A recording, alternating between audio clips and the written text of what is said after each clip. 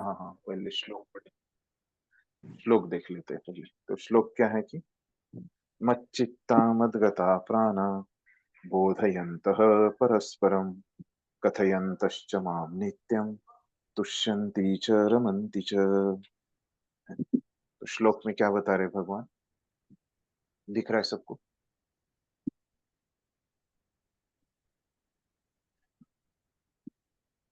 तो मच्चित्ता मद्गता प्राणा है।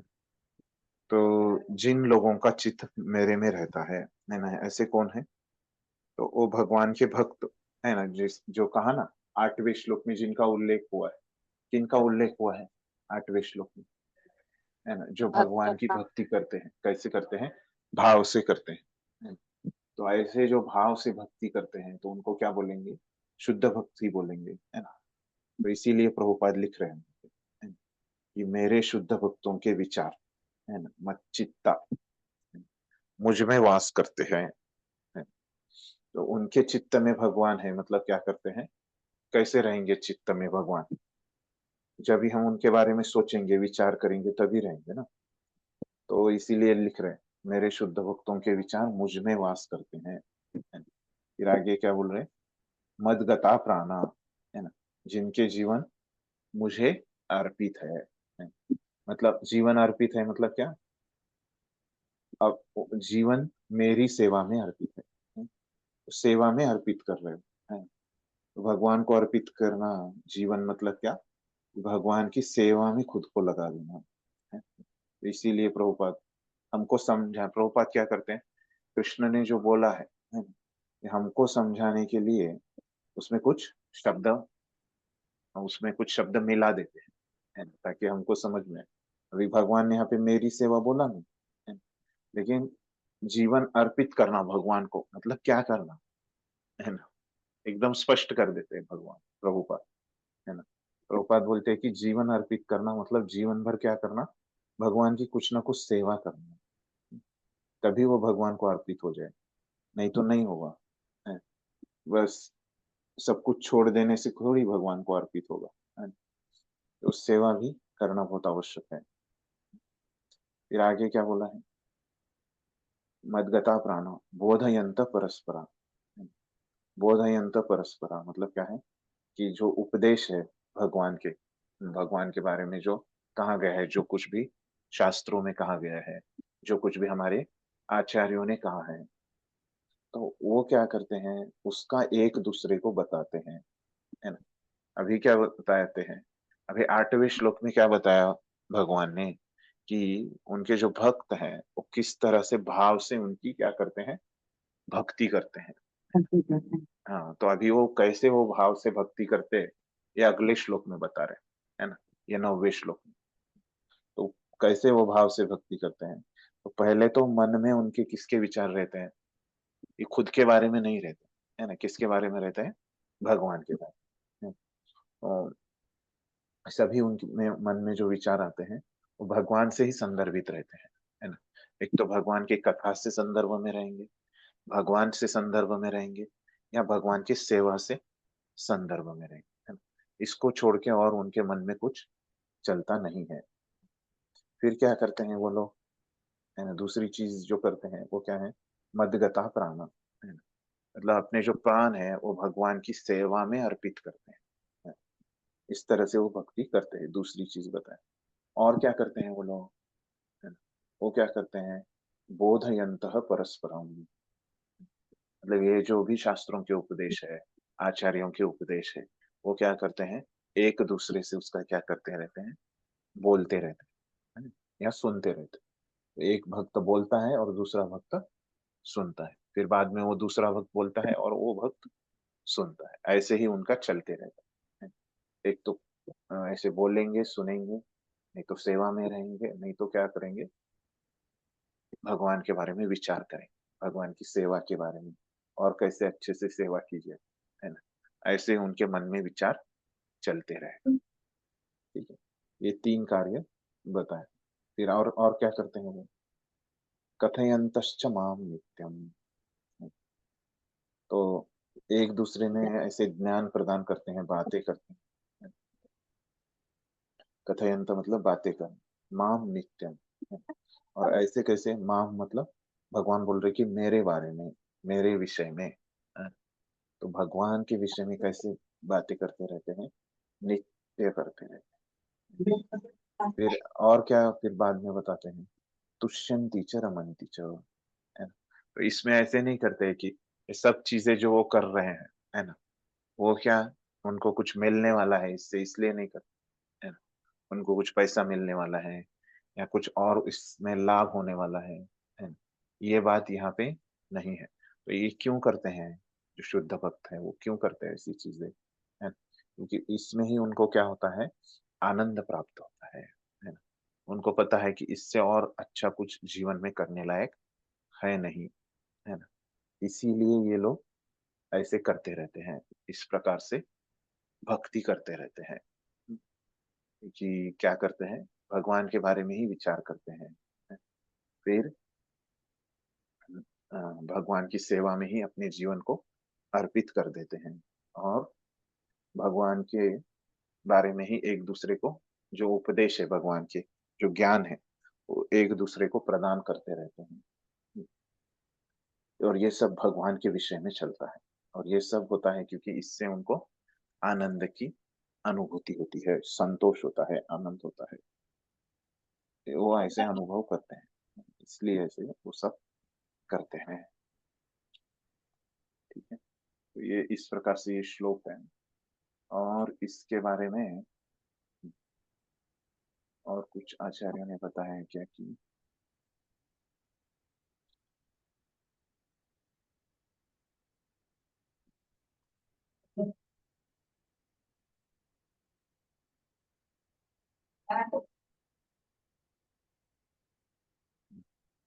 तो यहाँ पे एक बात बताते हैं हमारे आचार्य, तो क्या करते हैं, देखिए उनके मन में विचार किसके बारे में है, शुद्ध भक्तों के, भगवान। भगवान के बारे में, कृष्ण के बारे में, है ना? ये मन, फिर इस ये क्या कर रहे हैं, मन से वो भगवान की सेवा कर रहे हैं, फिर वो क्या कर रहे हैं, अपने जीवन को अर्पित कर रहे हैं, है ना।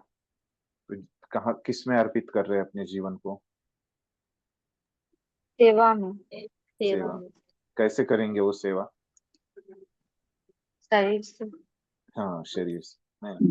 तो पहले उन्होंने मन लगाया भगवान में, बाद में शरीर लगाया, है ना। फिर आगे क्या बता रहे हैं, बोधयंत परस्पर, है ना। तो बोधयंत परस्पर का अर्थ क्या बताया मैंने, ज्ञान का आदान प्रदान करते एक दूसरे के। हाँ कैसे करते हैं ज्ञान का आदान प्रदान, वाणी से।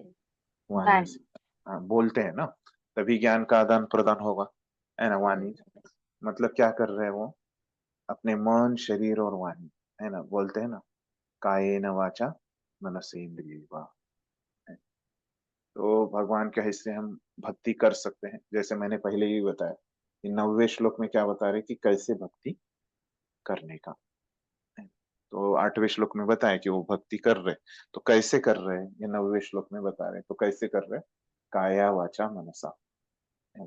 काया मतलब क्या, शरीर। देह। हम्म, शरीर। शरीर। वाचा मतलब वाणी, है ना। वाणी। हाँ, और मनसा मतलब मन। मन से, है ना। ये तीनों से क्या करते हैं इसको, वो भगवान में लगाना, मतलब यही भक्ति है। और भी क्या हम बोलते हैं, ऋषिकेन ऋषिकेश से सेवनम भक्ति उच्चते, तो अपनी इंद्रियों को भगवान की सेवा में लगाना, है। तो अपनी जो इंद्रियां हैं, वाणी है, शरीर में सब इंद्रियां हैं, और जो मन है, मन भी एक इंद्रिय है, ये अगर हम भगवान की सेवा में लगाएंगे तो क्या हो जाती है, भक्ति हो जाती है। ठीक है? अभी प्रभुपाद क्या बोलते हैं, देखते हैं, पढ़िए कोई। हरे कृष्ण गुरु जन प्रणाम। हम्म शिला प्रभुपाद की जय। जहाँ यहाँ जिन शुद्ध भक्तों के लक्षणों का उल्लेख हुआ है, वे निरंतर भगवान के दिव्य प्रेमा भक्ति में रमे रहते हैं। उनके मन कृष्ण के चरण कमलों से हटते नहीं। वे दिव्य विषयों की चर्चा चलाते हैं। इस श्लोक में शुद्ध भक्तों के लक्षण का विशेष रूप से उल्लेख हुआ है। भगवत भक्त परमेश्वर के गुणों तथा उनकी लीलाओं के गान में अहर्निश लगे रहते हैं। उनके हृदय तथा आत्माएं निरंतर कृष्ण में निमग्न रहती हैं और वे अन्य अन्य भक्तों से भगवान के विषय में बातें करने में आनंद अनुभव करते हैं। एक भक्ति के एक एक टिक। तो यहाँ पे, हाँ, यहाँ पे क्या बोल रहे प्रभुपाद, यहाँ जिन शुद्ध भक्तों के लक्षणों का उल्लेख हुआ है वे निरंतर भगवान की दिव्य प्रेमाभक्ति में रमे रहते हैं। तो ये निरंतर है ना, नित्यम। भगवान ने यहाँ पे क्या बताया, माम नित्यम, नित्यम निरंतर वो लगे रहते हैं शुद्ध भक्त। उनके मन कृष्ण के चरण कमलों से हटते नहीं है, तो क्या मन भगवान पे स्थिर है। वे दिव्य विषयों की ही चर्चा चलाते हैं। इस श्लोक में शुद्ध भक्तों के लक्षणों का विशेष रूप से उल्लेख हुआ है। तो ये सब लक्षण रहते हैं, मतलब वो क्या कार्य करते हैं शुद्ध भक्त, है ना? ये चीजें यहाँ पे बताई। भगवत भक्त परमेश्वर के गुणों तथा उनकी लीलाओं के गान में अहर्निश लगे रहते हैं ना, वो रुकते ही नहीं करते। उनके हृदय तथा आत्माएं निरंतर कृष्ण में निमग्न रहती है और वे अन्य भक्तों से भगवान के विषय में बातें करने में आनंद अनुभव करते हैं। तो वही जो श्लोक में है उसी को प्रभुपाद ने और लिखा है, तो वैसे के वैसे। अगला पढ़िए। भक्ति की प्रारंभिक अवस्था में वे सेवा में दिव्य आनंद उठाते हैं और परिपक्वता में वे ईश्वर प्रेम को प्राप्त करते हैं। जब वे इस दिव्य स्थिति को प्राप्त कर लेते हैं तब वे उस सर्वोच्च सिद्धि का स्वाद लेते हैं जो भगवत धाम में प्राप्त होती है। भगवान चैतन्य दिव्य भक्ति की तुलना जीव के हृदय में बीज बोने से करते हैं। ब्रह्मांड के विभिन्न लोकों में असंख्य जीव निरंतर विचरण करते रहते हैं। इनमें से कुछ ही भाग्यशाली होते हैं जिनकी शुद्ध भक्त से भेंट हो पाती है और जिन्हें भक्ति समझने का अवसर प्राप्त हो पाता है। यह भक्ति के वृक्ष सदृश है। यदि इसे जीव के हृदय में बो दिया जाए और जीव हरे कृष्ण मंत्र का श्रवण तथा कीर्तन करता रहे तो बीज अंकुरित होता है। जिस प्रकार के नियमितः सींचते रहने से वृक्ष का बीज फलता है, भक्ति रूपी आध्यात्मिक पौधा क्रमशः बढ़ता रहता है जब तक यह ब्रह्मांड के आवरण को भेद कर ब्रह्म ज्योति में प्रवेश नहीं कर जाता। ब्रह्म ज्योति में भी यह पौधा तब तक बढ़ता जाता है जब तक उस उच्च लोक को प्राप्त नहीं कर लेता, जिसे गोलोक, वृंदावन या कृष्ण का परम धाम कहते हैं। अंतोगत्वा यह पौधा भगवान के चरण कमलों की शरण प्राप्त कर वहीं विश्राम पाता है। जिस प्रकार पौधे में क्रम से फूल तथा फल आते हैं, उसी प्रकार भक्ति रूपी पौधे में भी फल आते हैं और कीर्तन तथा श्रवण के रूप में उसका सिंचन चलता रहता है। चैतन्य चरितामृत में भक्ति रूपी पौधे का विस्तार से वर्णन हुआ है। वहां यह बताया गया है कि जब पूर्ण पौधा भगवान के चरण कमलों की शरण ग्रहण कर लेता है तो मनुष्य पूर्णता भगवत प्रेम में लीन हो जाता है। तब वह एक क्षण भी परमेश्वर के बिना नहीं रह पाता। जिस प्रकार की मछली जल के बिना नहीं रह सकती, ऐसी अवस्था में भक्त वास्तव में परमेश्वर के संसर्ग से दिव्य गुण प्राप्त कर लेता है। धन्यवाद। अभी देखिए क्या बोल रहे इस परिच्छेद में। तो भक्ति जब वो कर रहा है ना, तो अभी शुरू में क्या करता है, वो सेवा में ही वो आनंद लेता है ना? फिर जैसे वो सेवा करेगा करेगा, है ना? फिर क्या हो जाएगा, वो अगले अवस्था में जब आ जाएगा, वो जब पक जाएगा, है ना? भक्त शुद्ध भक्त हो जाएगा वो, है ना? पूरा भक्त हो जाएगा, पक जाएगा, तो क्या करता है वो ईश्वर प्रेम को प्राप्त होते हैं। तो बाद में ये प्रेम मिलता है। प्रेम के स्तर पे, पहले साधना के स्तर पे वो आनंद लेता है। फिर जब वे इस दिव्य स्थिति को प्राप्त कर लेते हैं तब वे सर्वोच्च सिद्धि का स्वाद भी। फिर तो ये दिव्य स्तर आ गया तो उसमें तो उनको बहुत आनंद आता है। जो वो कहाँ मिलती है वो सिद्ध ऊंचा स्वाद, यहाँ पे नहीं मिलता है ना, भौतिक जगत में नहीं रहता हूँ। वो किधर रहता है, भगवत धाम में ही रहता है, वहां पे ही वो प्राप्त होता है। भगवान चैतन्य दिव्य भक्ति की तुलना जीव के हृदय में बीज बोने से करते हैं। तो क्या करते हैं, जब हमको भक्ति मिली शुरू की अवस्था में, तो कैसे होता है कि बहुत सारे अ, जैसे बीज रहते हैं, है ना? तो बीज को बोया तो क्या होता है, तो उस तरह से हमको ये भक्ति का बीज मिलता है हमारे अंदर। तो आगे बता रहे कि ब्रह्मांड के विभिन्न लोकों में असंख्य जीव वितरण करते रहते हैं। तो बहुत सारी, जैसे इस दुनिया में क्या रहती है, बहुत सारी जमीन रहती है, तो किधर भी हम झाड़ लगा सकते हैं। तो वैसे इस दुनिया में बहुत सारे जीवात्मा भी रहते हैं। तो उनके हृदय में क्या होता है, गुरु भक्त क्या करते हैं, बीज डालते हैं भक्ति का। वैसे एक जो किसान रहता है वो क्या करता है, एक लता का बीज जमीन में कहीं पे भी डालता है। तो जैसे वो जमीन भाग्यशाली है कि जहाँ पे बीज वो डाल रहा है, तो उसी प्रकार वो जीवात्मा भाग्यशाली रहता है जिसमें क्या हो रहा है, ये बीज डालने से उसको भक्ति समझने का एक अवसर प्राप्त होता है। तो ये भक्ति क्या है, बीज के समान। यदि इसे जीव के हृदय में बो दिया जाए, तो इसमें कौन बोता है, गुरु बोता है, और भगवान के भक्त इसको क्या करते हैं, दूसरे जीव के शरीर में इसको बो देते हैं। तो वैसे बो देने से मतलब क्या है, उसको लगाने से, है ना? तो क्या हो जाता है, फिर बाद में हमको भी ऐसे बीज बोने से सब कुछ तुरंत झाड़ा जाता है क्या, नहीं, उसको मेहनत भी करनी पड़ती है ना? तो उसके आजू बाजू का जो है ये है ना? उसको अच्छे से जमीन की मशागत करनी पड़ती है ना? फिर ये मशागत करने के बाद क्या होता है, और जमीन में ना पानी भी देना पड़ता है ना? बहुत सारा खाद भी देना पड़ता है, ये सब चीजें करनी पड़ती है। तो वैसे भक्त और हमारे गुरु ने, भगवान ने हमारे अंदर वो भक्ति का बीज लिया, तो हमको क्या करना पड़ता है, रोज 16 माला, है ना, वही बता, हरे कृष्ण महामंत्र का ये जप 16 माला ध्यान पूर्वक हमको करना पड़ेगा रोज। फिर उसके बाद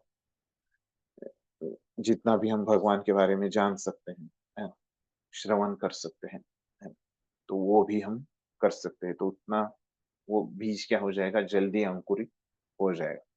फिर बाद में हम कीर्तन भी करते हैं, है ना? तो ये सब करने से क्या हो जाएगा, वो बीज के लिए सब ये ऐसे अनुकूल वातावरण तैयार हो जाएगा। एक पोषक द्रव्य भी लगता है, पानी भी लगता है ना? सिर्फ पानी देने से वो बीज अंकुरित नहीं होता है ना, उसको खाद भी लगता है, अन्य चीजें भी लगती है ना? तो वैसे ही हरि नाम है, हरि कथा है ना? शास्त्रों का अध्ययन है, जो हम सेवा करते हैं, है ना, उससे भी क्या होता है, हमारा शुद्धिकरण हो जाता है ये सब चीजों से, है ना? भक्ति करना चाहिए, है ना? और जिस प्रकार की नियमता सींचते रहने से वृक्ष का बीज फलता है ना? तो ऐसे अगर हम वृक्ष को पानी देंगे, तो तुरंत वो बीज से एक दिन में वृक्ष आ जाता है क्या, नहीं आता है ना? उसको समय भी लगता है ना? किस वृक्ष को 1 साल लगता है, किसको 2 साल लगता है, कोई जल्दी आ जाता है, किसी को समय लगता है। तो ऐसे होते रहता है। तो हर एक को अलग अलग, हर एक वृक्ष का अलग अलग समय है ना, अंकुरित होने का। या सब वृक्ष ऐसे ही एक साथ नहीं हो जाते अंकुरित, है ना, एकदम से नहीं होते। तो वैसे ही हर एक भक्त का क्या होता है, शुद्ध भक्त के स्तर पे जो आने का समय है वो अलग अलग रहता है। तो उसी प्रकार आगे बता रहे, भक्ति रूपी आध्यात्मिक पौधा क्रमशः बढ़ता रहता है। क्रमशः मतलब क्या, धीरे धीरे, है ना, एकदम से ऐसे नहीं, तुरंत नहीं बढ़ता, क्रमशः, धीरे धीरे, क्रमशः 1 से 2, 2 से 3, 3 से 4, ये क्या हो गया, क्रमशः बढ़ना है। जब तक वह ब्रह्मांड के आवरण को भेद कर ब्रह्म ज्योति में प्रवेश नहीं कर जाता है। तो जब तक अभी ये भौतिक जगत, ब्रह्मांड का आवरण मतलब क्या है, भौतिक जगत पूरा, है ना, ये भौतिक जगत पूरा हो जाएगा तो क्या आएगा, आध्यात्मिक जगत आएगी। उसमें क्या आ जाएगा, पहले तो हमको प्रकाश दिखेगा ना भगवान के शरीर का, है ना? फिर अनेक अनेक जो वैकुंठ लोक है ना, जैसे राम का वैकुंठ लोक अलग ही है, नरसिंह देव का अलग ही है, वामन जी का अलग ही है ना? तो ये सब ऐसे अलग अलग वैकुंठ लोग दिखेंगे आध्यात्मिक जगत में हमको। तो तो उसमें पहले क्या है, वही ब्रह्म ज्योति के बारे में बताया है। तो ब्रह्म ज्योति में भी यह पौधा तब तक बढ़ता है, तो वहां पे भी वो बढ़ते ही रहता है, तब तक बढ़ते रहता है कि जब तक उच्चतम लोक को नहीं प्राप्त करता, वैकुंठ लोक। और उससे भी वैकुंठ लोक में भी हमने देखा था पहले कि उससे भी ऊपर क्या है, गोलोक वृंदावन विशेष है। ये क्या है, परम धाम है, सर्वोच्च धाम है ना, सभी वैकुंठ में है, जहाँ पे कृष्ण रहते हैं। अंत में ये पौधा भगवान के चरण कमलों की शरण प्राप्त कर वही विश्राम पाता है, तो उससे आगे नहीं जाता है। विश्राम पाता है मतलब क्या होता है, उधर ही रुक जाता है, उसके आगे नहीं जाएगा। तो ऐसे है इसका। फिर आगे क्या बोल रहे हैं, जिस प्रकार पौधे में क्रमशः, है ना। फिर अभी ये तो हो गया भक्ति के बारे में। पौधे में कैसे होता है, क्रम से पहले फूल आता है ना। पहले तो पौधा आता है फूल से पहले, है ना। ऐसे एक उसका दंडी आता है, उसको ऐसे शाखाएं आती है और उसके ऊपर ऐसे पत्ते रहते हैं, है ना? फिर वो होने के बाद, पत्ते होने के बाद क्या होता है, उसको फूल आता है। फिर वो फूल का क्या हो जाता है, फल हो जाता है, अंकुरित हो। उसी प्रकार भक्ति रूपी पौधे में भी फल आते हैं और कीर्तन तथा श्रवण के रूप में उसका सिंचन रहता है। तो ये भक्ति भी हम जितना करते जाएंगे तो उसका भी पहले पत्ते आएंगे, फिर फूल आएगा, फिर उसका फल भी आएगा। चैतन्य चरितामृत में इसका वर्णन है, मध्य लीला में अध्याय 19 में। ये सब जो यहाँ पे, ये जो उपमा ली है, किसकी उपमा ली है यहाँ पे, ये जो परिच्छेद है इसमें किसकी उपमा ली है, भक्ति के साथ किसकी उपमा ली है, बीज की। बीज की, है ना। ये तुलना बराबर, पहले बीज है फिर बाद में उसका वृक्ष हो जाता है या लता हो। लता। तो अ, एक भक्ति रूपी पौधे का यहाँ पे रूप में विस्तार हो जाता है। और ये पौधा अंततः भगवान के चरणों तक जाता है, वहां पे उसको भगवत प्रेम में वो लीन हो जाता है भक्त। तब तक एक क्षण भी परमेश्वर के बिना नहीं रह सकता। तो वो जब अवस्था आ जाती है तो कैसे रहता है, एक क्षण भी वो भगवान के बिना नहीं रह सकता। इसलिए भगवान उसको बोलते हैं, ठीक है अभी तुम मेरे ही धाम में रहो, क्योंकि तुम अभी मुझे छोड़ के नहीं रह सकते। तो कैसे है, इसका उदाहरण क्या है कि जैसे मछली जो है पानी के बिना नहीं रह सकती, वैसे भी इस भक्त की अवस्था हो जाती है मछली के साथ। मछली को पानी में ही रहना पड़ता है, उसे ये भक्त को कहाँ पे रहना पड़ता है, भगवत धाम में ही रहना पड़ता है। उसको छोड़ के ये भक्त कहीं और टिक ही नहीं सकता। ठीक है, अगला पढ़िए।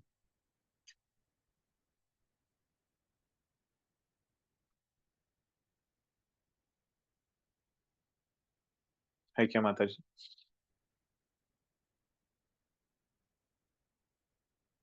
Mute sorry. श्रीमद् भागवत में भी भगवान तथा उनके भक्तों के संबंध के विषय में ऐसी अनेक कथाएं हैं।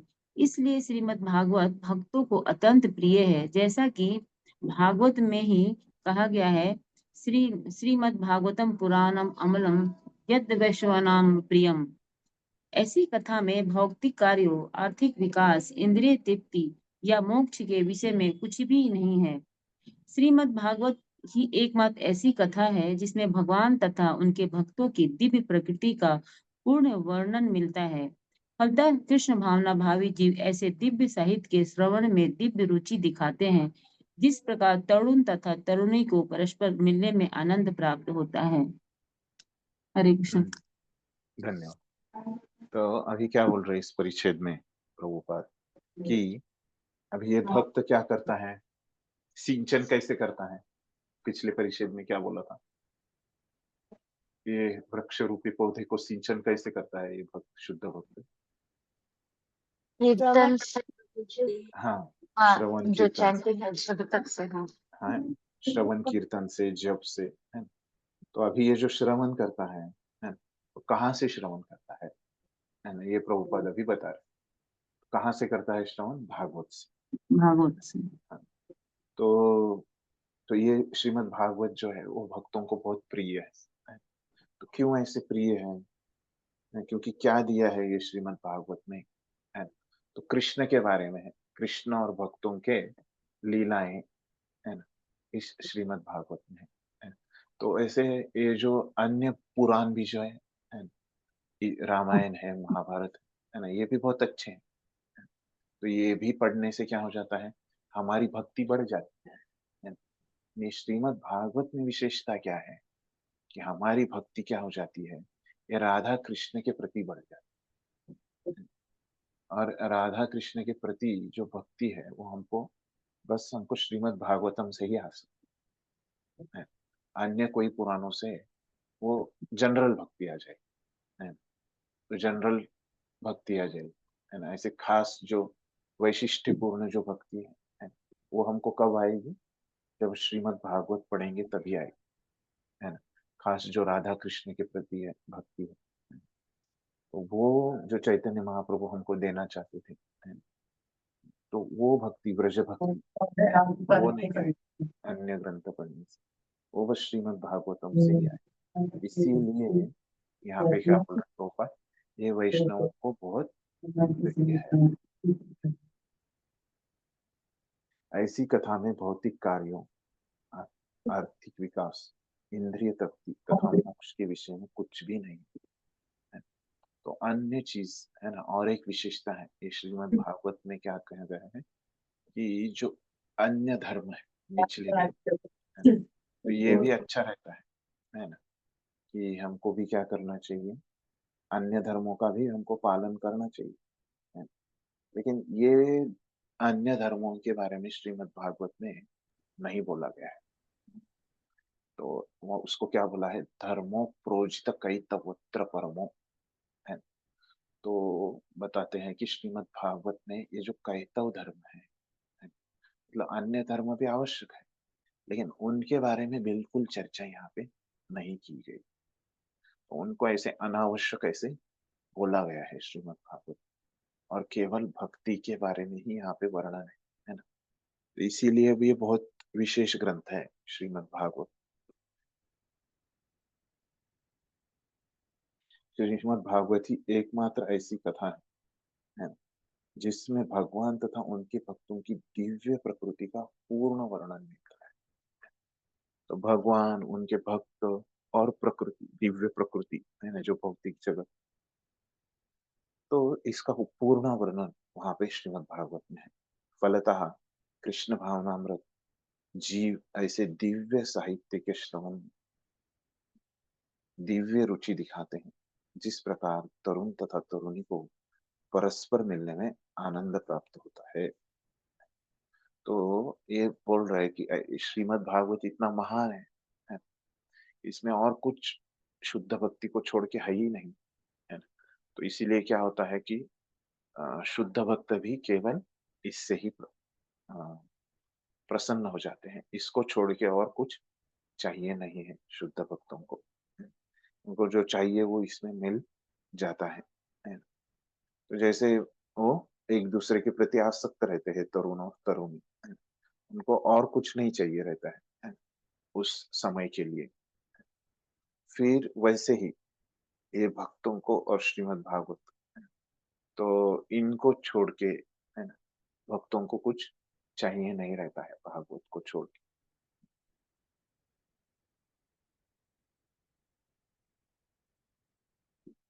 इस प्रकार से ये जो शुद्ध भक्त है, अनन्य भक्त है, जिन्होंने भाव से भगवान के बारे में भक्ति वो जो कर रहे हैं, वो कैसे भक्ति करते हैं, अपने मन को कैसे वो स्थिर करते हैं, है ना, श्रीमद् भागवतम सुन के, है ना, केवल अपने मन में वो भगवान के बारे में ही उनके विचार उसमें रहते हैं।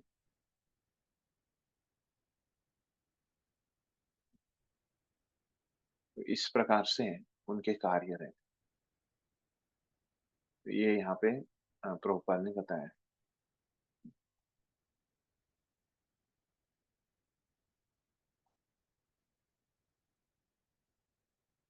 यहाँ पे प्रभुपाद ने कैसे विशेष रूप से बताया कि जब से वो भक्ति करते हैं, है ना, तब से ही वो खुश रहते हैं, है ना? और जब पूर्ण अवस्था को प्राप्त करते हैं तभी उनको बहुत ज्यादा खुशी होती है। इस तरह से उन्होंने लिखा है। ठीक। तो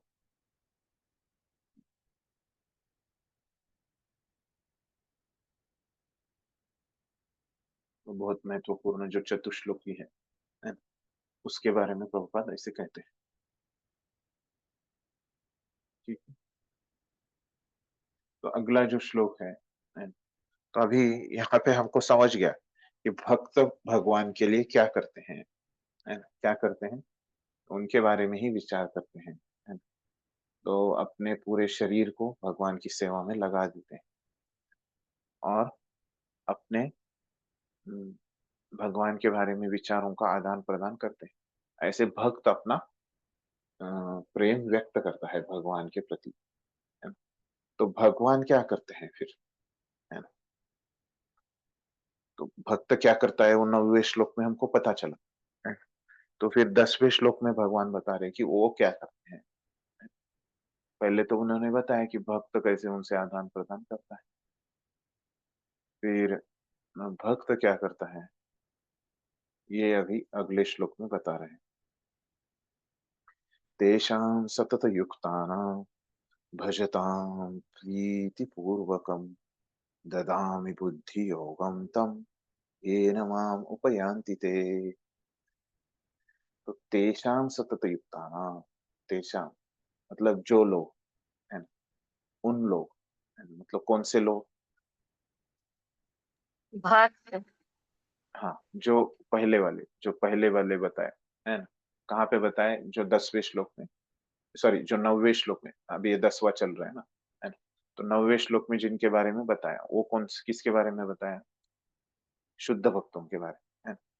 जो भाव से प्रेम से भगवान की सेवा कर रहे हैं, वो लोग क्या करते हैं, तेषाम सतत युक्तानां, है ना, वो सतत निरंतर क्या कर रहे हैं, भजताम प्रीति पूर्वकम, है ना, ऐसे ऊपर ऊपर से भगवान की सेवा नहीं कर रहे, प्रीति से कर रहे, प्रीति से मतलब प्रेम और भाव सहित, है ना? बार बार यही बता रहे थे, तो 8वें में भी बताया था, है ना, कि बूढ़ा भाव समन्विता, है ना? 9वें में तो बताया कि मन इधर उधर जाना नहीं है, ध्यान पूर्वक एक वो करना है। 9वें में भी बता रहे, है ना, कि भजताम प्रीति पूर्वकम, है ना, मतलब प्रीति मतलब प्रेम से और भाव से, है ना? वो क्या करते हैं, भजन कर, जबरदस्ती से नहीं करते।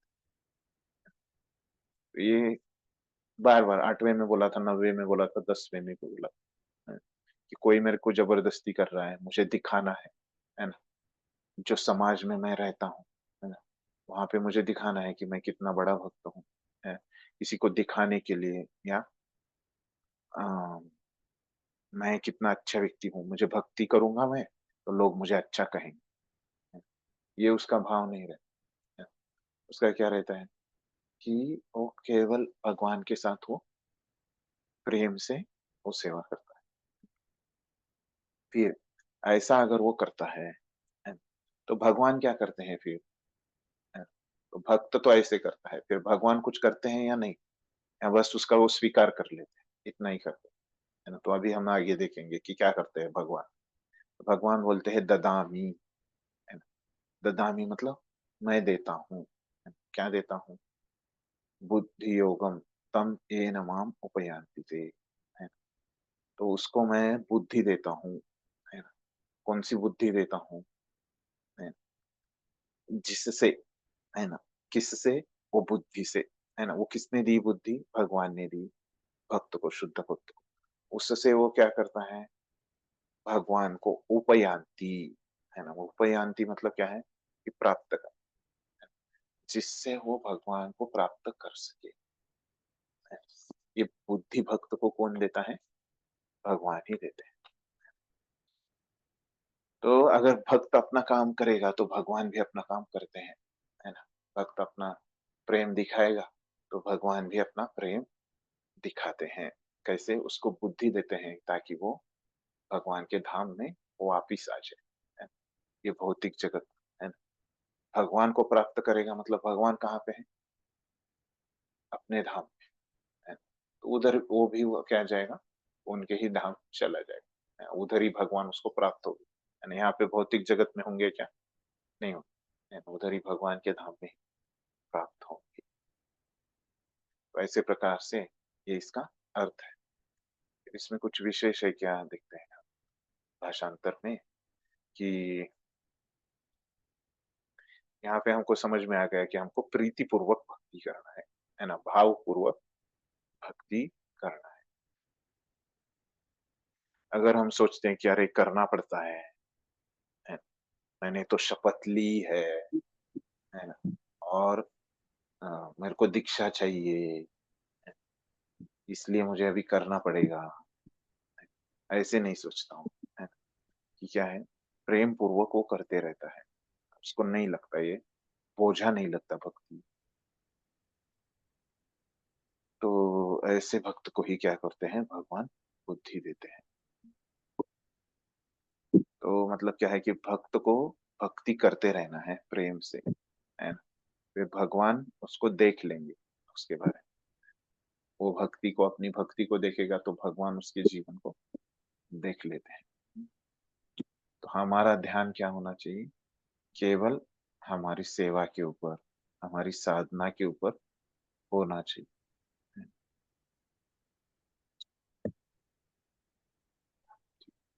तो बाकी सब चीजों का ध्यान रख लिया जाएगा।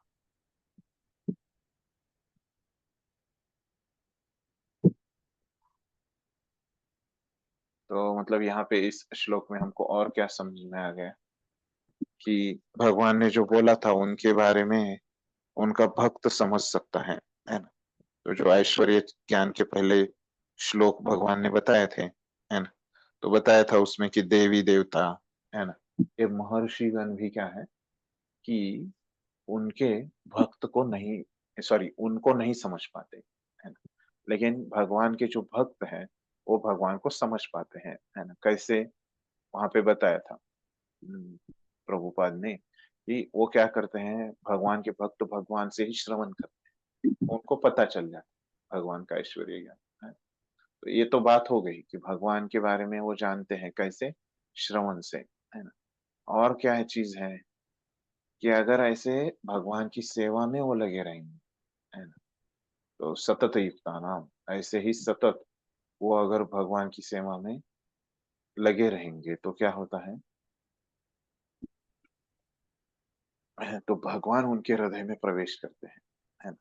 और क्या होता है, जो भी आवश्यक है ना, हमको भगवत धाम जाने के लिए, वो क्या है, उसका साक्षात्कार, है ना?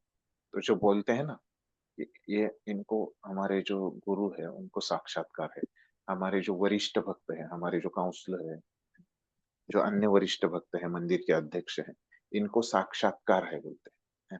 वो साक्षात्कार क्या है उनको, है?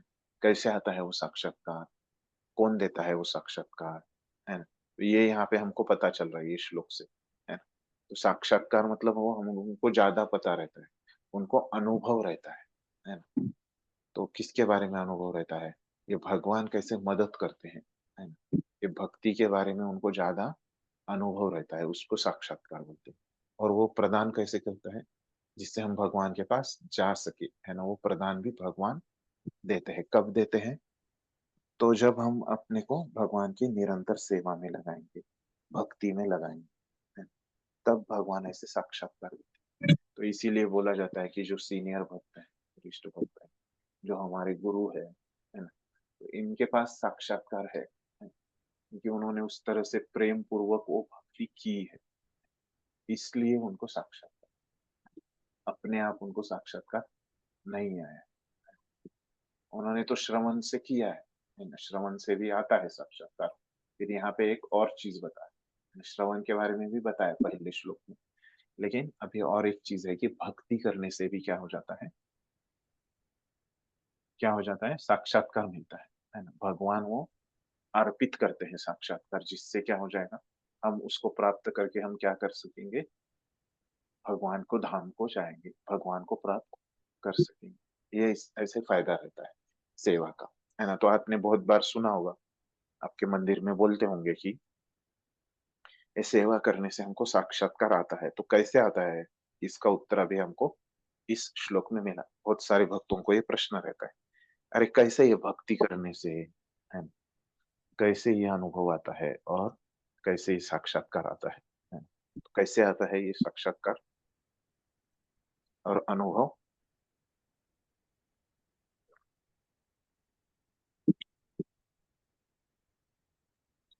कैसे आता निरंतर भगवान का सेवा करते रहने से मुझे है? करते रहने से फिर क्या हो जाता है, आ जाता है क्या तुरंत? ये प्रीति पूर्वक हमारे करेंगे तो प्रीति। फिर हम्म, भगवान हमको दे देते हैं, है ना? तो हम्म, ऐसे हम करते रहेंगे निरंतर, तो एक दिन भगवान हमको दे देंगे, फिर वो आ जाएगा, है ना। ठीक है, क्लियर है अभी यहाँ तक?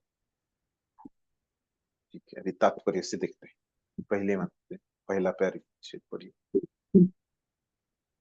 तात्पर्य शिला प्रभुपाद की।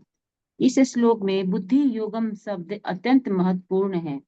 हमें स्मरण हो कि द्वितीय अध्याय में भगवान ने अर्जुन को उपदेश देते हुए कहा था कि मैं तुम्हें अनेक विषयों के बारे में बता चुका हूँ और अब मैं तुम्हें बुद्धि योग की शिक्षा दूंगा।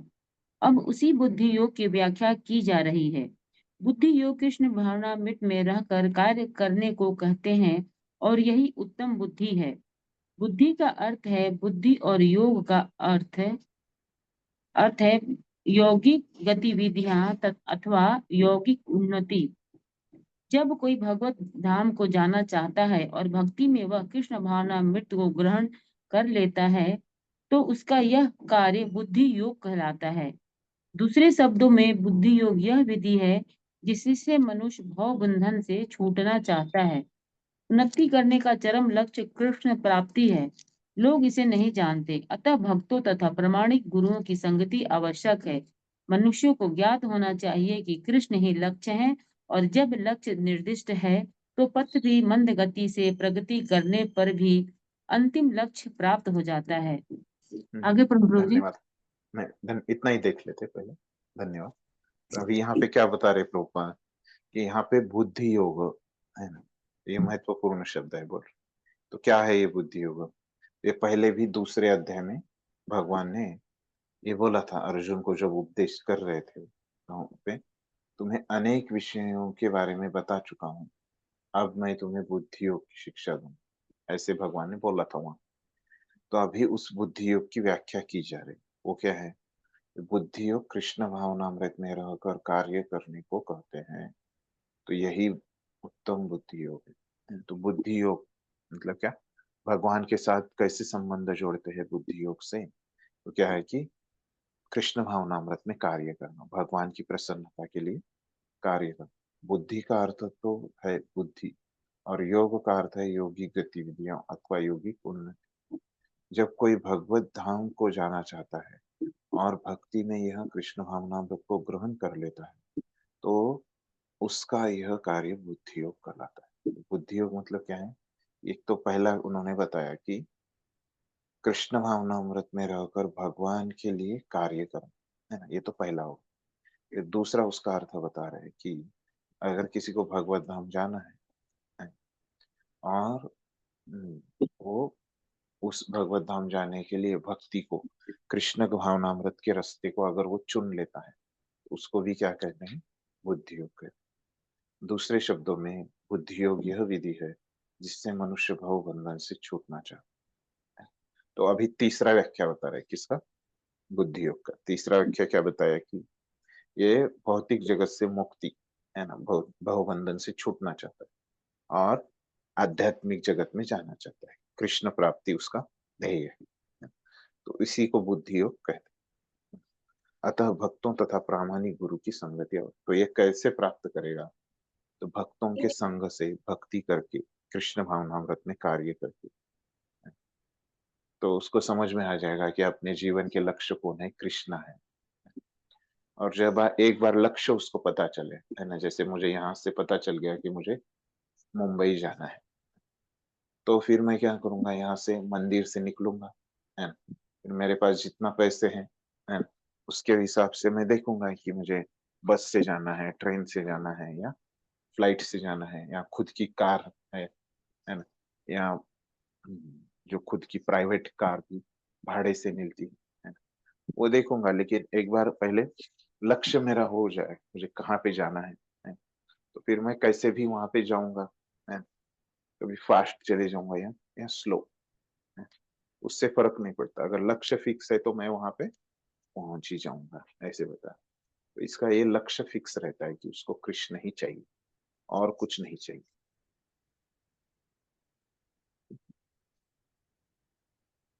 अगला पढ़िए, 2 परिच्छेद पढ़ी। जब मनुष्य लक्ष्य तो जानता है किंतु कर्म फल में लिप्त रहता है तो वह कर्म योगी होता है।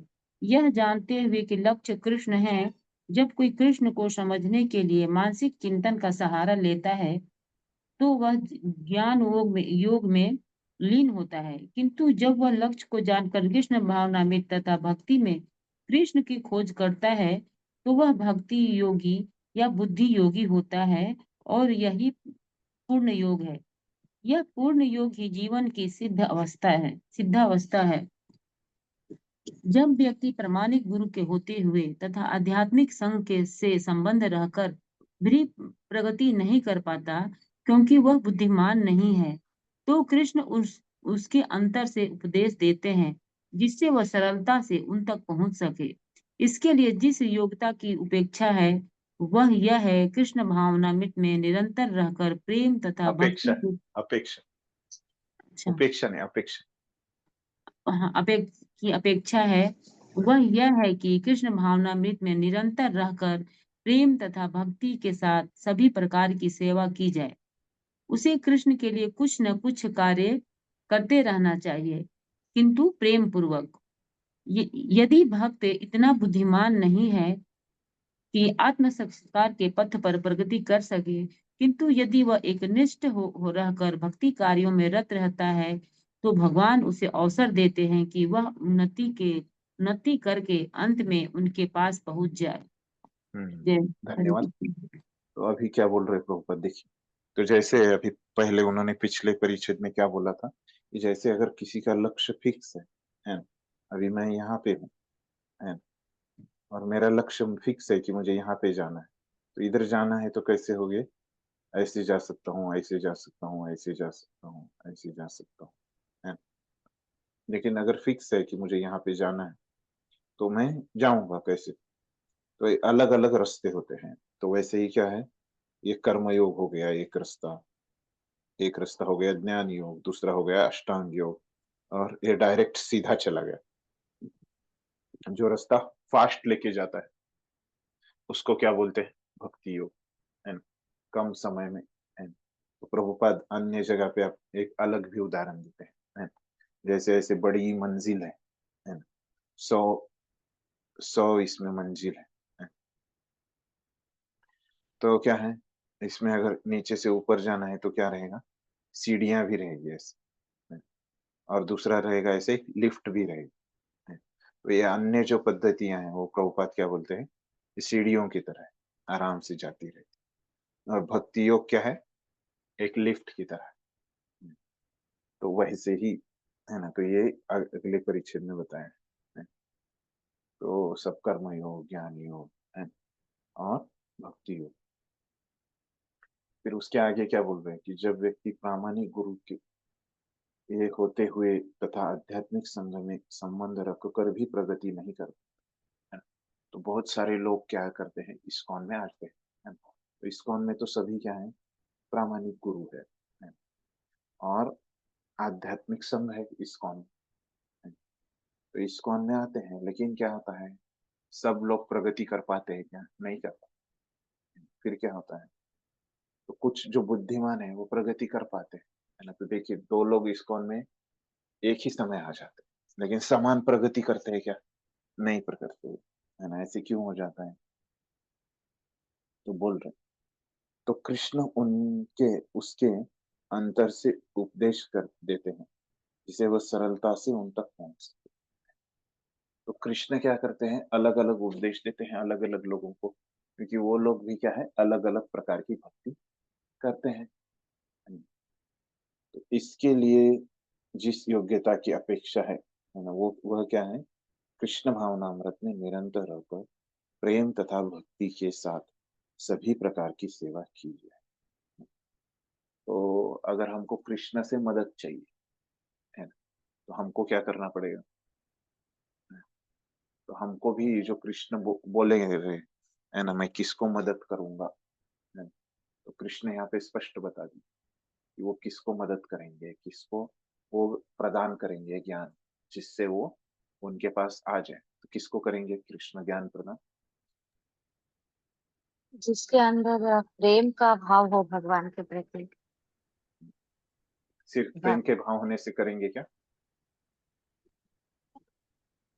प्रेम अभी एक का माता है, मतलब एक भाव। माता का प्रेम का भाव रहता है अपने बच्चे के प्रति, है ना, वो बस अपने बच्चे को बोलेगी, अरे मेरा तुम पे प्रेम है, मेरा तुम पे प्रेम है, बोले तो उससे हो जाएगा नहीं, क्या? सेवा मतलब प्रेम से हाँ सेवा करना पड़ेगा भगवान को। हाँ, तो कुछ कार्य भी करना पड़ेगा, वही बात बता रहे थे।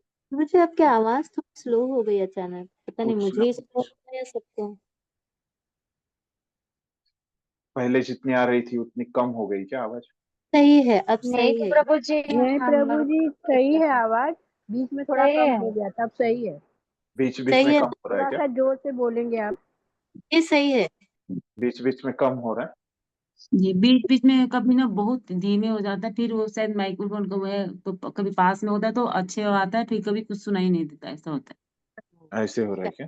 एक मिनट, मैं शायद फिर वायर वाला लगा देता हूँ, फिर नहीं बता। प्रभु जी, क्लियर है। नहीं लेकिन है, अब थोड़ा इधर ही है, मैं हूँ क्लियर है। नहीं प्रभु जी, कम है थोड़ा। ठीक है ठीक है।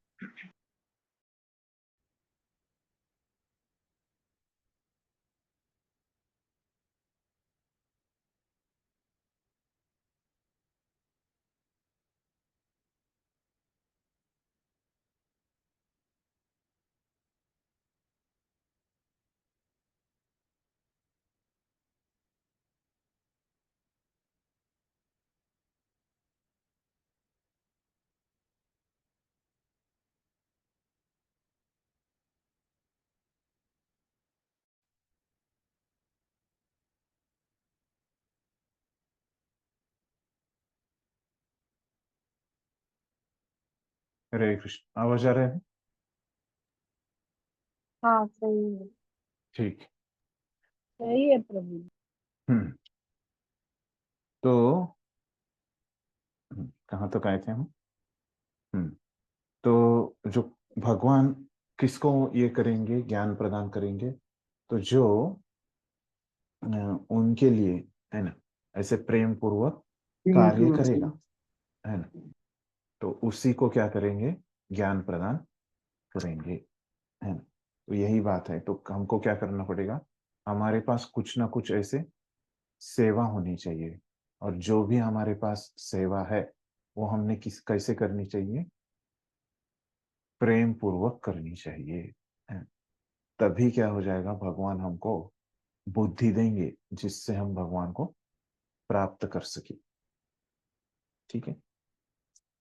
यदि भक्त इतना बुद्धिमान नहीं है कि आत्म साक्षात्कार के पथ पर वो प्रगति कर सके, किंतु यदि वह, है ना, तो और बुद्धि, हम बुद्धिमान होने की जरूरत नहीं है। भक्ति में क्या है, हमको बुद्धि नहीं है तो भी चलेगा, लेकिन अगर हमको विश्वास है, ये भक्ति करने से हमको भगवान बुद्धि दे देंगे, है, तो वो श्रद्धा है, विश्वास है, और उस श्रद्धा से हम क्या कर रहे हैं, निरंतर, है ना, 24 घंटे अगर हम भक्ति में लगे हैं, है ना, तो भगवान हमको वो बुद्धि देते हैं कि हम कैसे उसमें प्रगति, उन्नति मतलब प्रगति करके भगवान के पास आ जाए, है।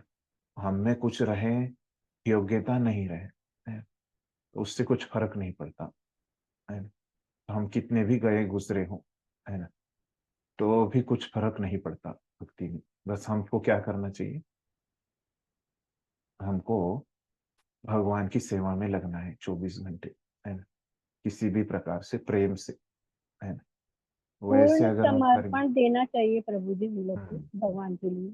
हाँ, ऐसे जबरदस्ती नहीं, प्रेम से अगर हम हाँ समर्पण देंगे तो क्या हो जाएगा, तो भगवान हमको जो चाहिए वो, जो हमें कमी है ना, जो चाहिए मतलब भक्ति के लिए जो चाहिए, है ना, तो जो हमें कमी है भगवान को प्राप्त करने में, जो कमी है वो कमियां हमको पूरी कर देंगे। वो भगवान की तरफ से वो कार्य भगवान खुद कर देंगे। हम अपना कार्य करेंगे तो भगवान उनका कार्य कर देंगे। ठीक है, स्पष्ट है ये तात्पर्य। तो बहुत महत्वपूर्ण है ये सब विषय, तो इसीलिए मैं धीमे धीमे हम लोग जा रहे हैं ना, उसको समझते हुए। तो बहुत ये भक्ति का अध्याय है ना, बीच में वाले 6 अध्याय। तो और इसमें भी ये क्या है, 9वें 10वें अध्याय बहुत महत्वपूर्ण है।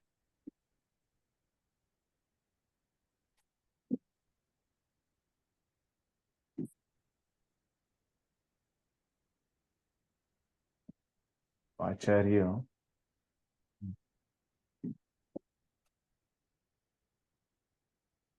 आप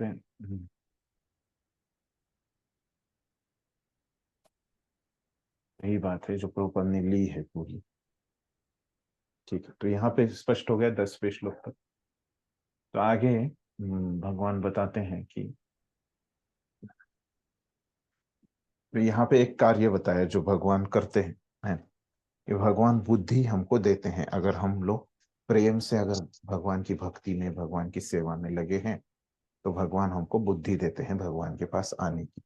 तो और क्या हमको भगवान देते हैं, है, और कुछ देते हैं या बस बुद्धि ही देते हैं, है? तो और क्या भगवान हमको प्रदान करते हैं, वो 11वें श्लोक में भी बताते हैं और क्या करते हैं भगवान हमारे लिए।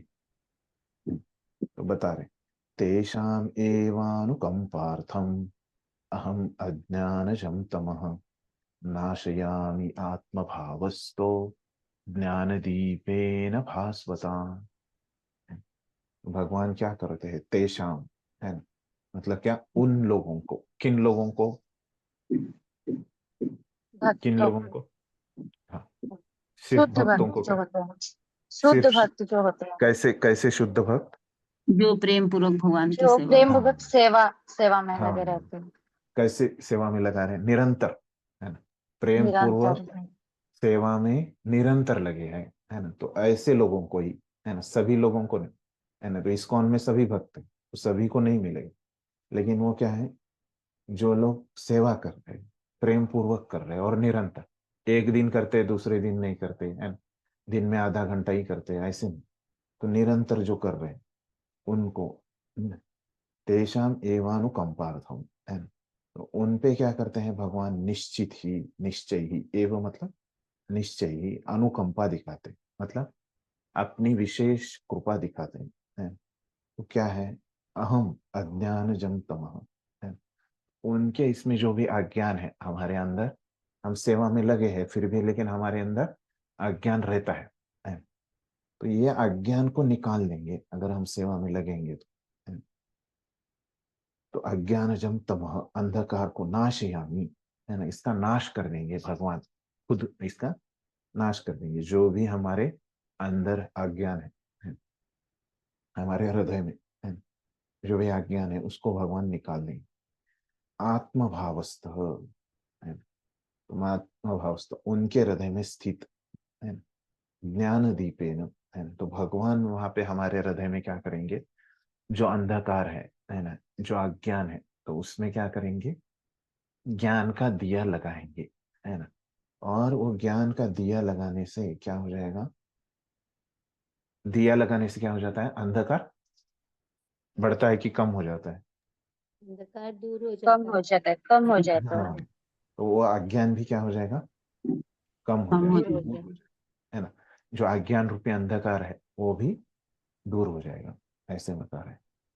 ठीक, मतलब ये क्या हो जाएगा, अगर हम ऐसी सेवा में रहेंगे तो भगवान हमको जो बुद्धि चाहिए वो तो दे ही रहे, फिर हमारे अंदर जो अज्ञान, अंधकार, जो अनर्थ है ना, उसको क्या कर रहे हैं, दिया लगा रहे हैं। तो वहां पे मतलब क्या होता है, हम बोलते हैं ना, चेतो दर्पण मार्जनम। मार्जन।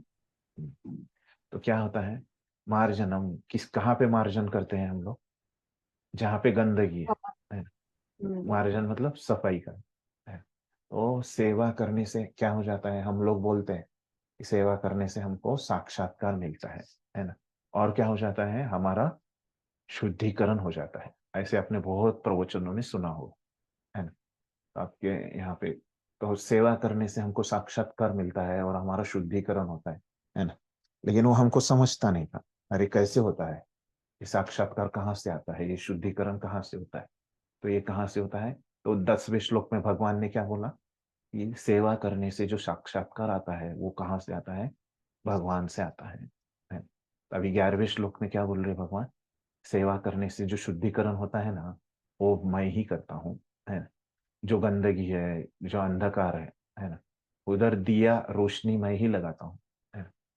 तो ऐसे तो ये भगवान ही हमको साक्षात्कार भी देते हैं और हमारा शुद्धिकरण भी करते हैं।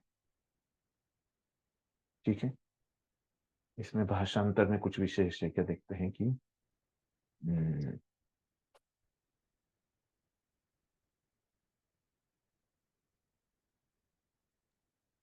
तो ऐसे जो भावपूर्ण प्रेम पूर्वक जो भक्ति करते हैं उनके हृदय का अज्ञान अंधकार अनर्थ भगवान का करते हैं, नष्ट करते हैं। ऐसे आदान प्रदान होता है भक्तों के बीच में और भगवान के बीच में। तो भगवान खुद ऐसे प्रयास करते हैं।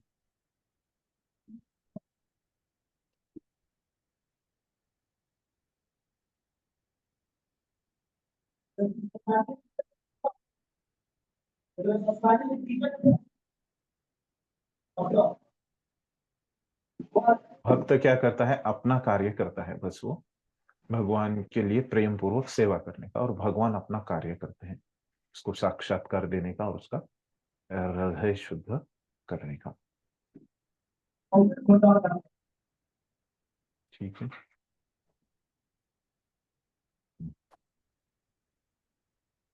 बात क्या समझा रहे हैं हमको?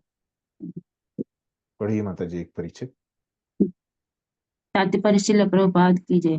जब भगवान चैतन्य बनारस में रहे कृष्ण महामंत्र के कीर्तन का प्रवर्तन कर रहे थे तो हजारों लोग उनका अनुसरण कर रहे थे।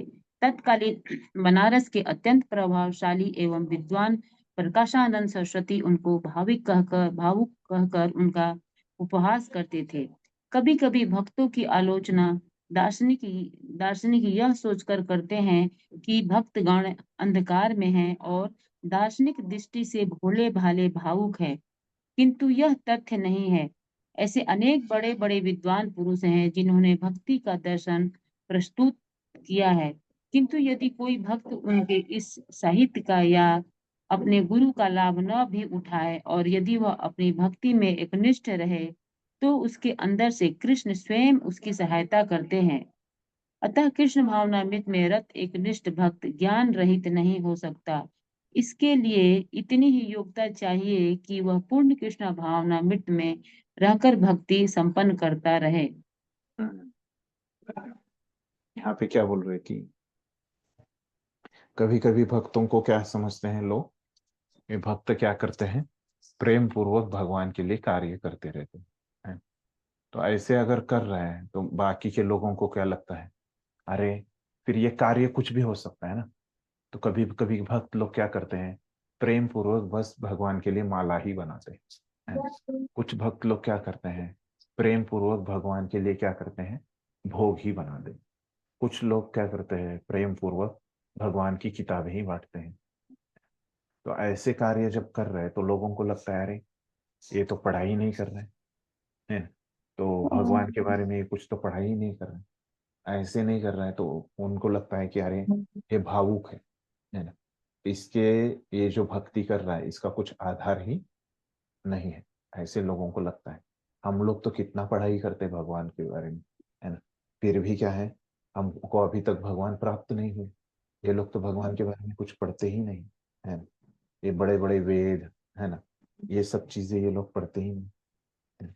ऐसे लगता है। वो प्रकाशानंद सरस्वती ऐसे ही बोला था चैतन्य महाप्रभु को, है ना, अरे तुम दिखने में बहुत सुंदर हो, है ना, तुम्हारे शरीर से तो बहुत प्रकाश आ रहा है ना, लेकिन तुम तो कुछ शास्त्र पढ़ते ही नहीं, है ना।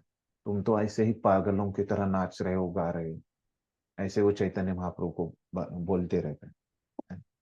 तो फिर तो वो बहुत बड़ा प्रसंग है, लेकिन अभी क्या है, उसमें नहीं जा रहे प्रभुपाद। फिर बोल रहे कि ऐसे मतलब यहाँ पे वहां से प्रभुपाद ने मुद्दा क्या लिया, भक्तों को कभी कभी लोग क्या समझते हैं, भावुक समझते हैं, क्योंकि वो क्या करते हैं, कुछ कार्य करते हैं भगवान के लिए, प्रेम पूर्वक वो कार्य करते रहते हैं। तो कभी कभी वो लोग समझते, वैसे है ही नहीं, है ना, ये लोग समझते हैं, है ना? क्योंकि इन्होंने शास्त्र ठीक से नहीं पढ़े। शास्त्रों में तो कहाँ है कि आपको कुछ ना कुछ कार्य करना पड़ेगा, है ना, भगवान को प्रसन्न करने के लिए। इन ये लोगों को लगता है कि ये कार्य मतलब क्या है, ये भगवान के लिए हो ही नहीं सकता। भगवान के लिए मतलब क्या है कि बैठो एक जगह पे, ध्यान लगाओ, ऐसे सीधा पड़ बैठना चाहिए एकदम, है ना। एक बार बैठेंगे तो ऐसे 2-3 दिन ऐसे उठना ही नहीं चाहिए वहां से, एक बार ऐसे ध्यान करते बैठो भगवान के ऊपर, है ना। ऐसे ये लोगों को लगता है। नहीं तो क्या करो, कुछ किताबें पढ़ो, जो मुश्किल किताबें है, ग्रंथ अध्ययन, है ना, ऐसे करो। ऐसे इन लोगों को लगते रहते हैं, है ना।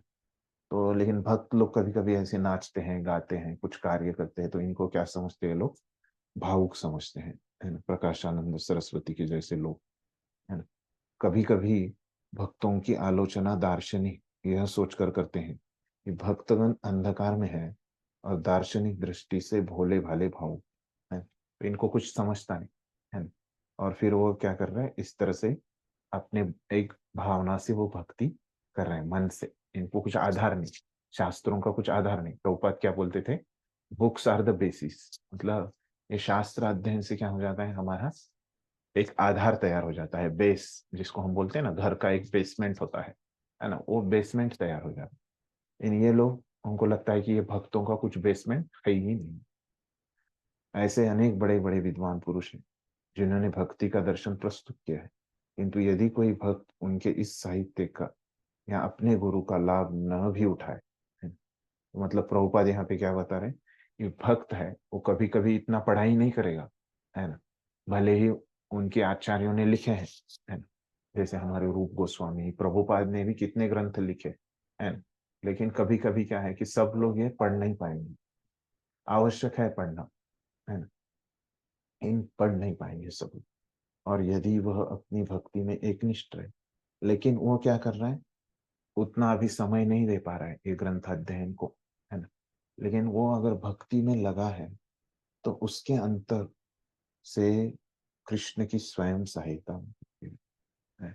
और लेकिन भक्ति में लगा है तो कृष्ण उसको मदद करेंगे, है। तो कृष्ण ने यहाँ क्या कहा, यहाँ पे कि आप प्रेम पूर्वक मेरी सेवा में लगो। ऐसे नहीं कहा कि प्रेम पूर्वक केवल मेरी पढ़ाई करो, है ना, केवल मेरे ऊपर ध्यान करो, ऐसे नहीं कहा, है ना।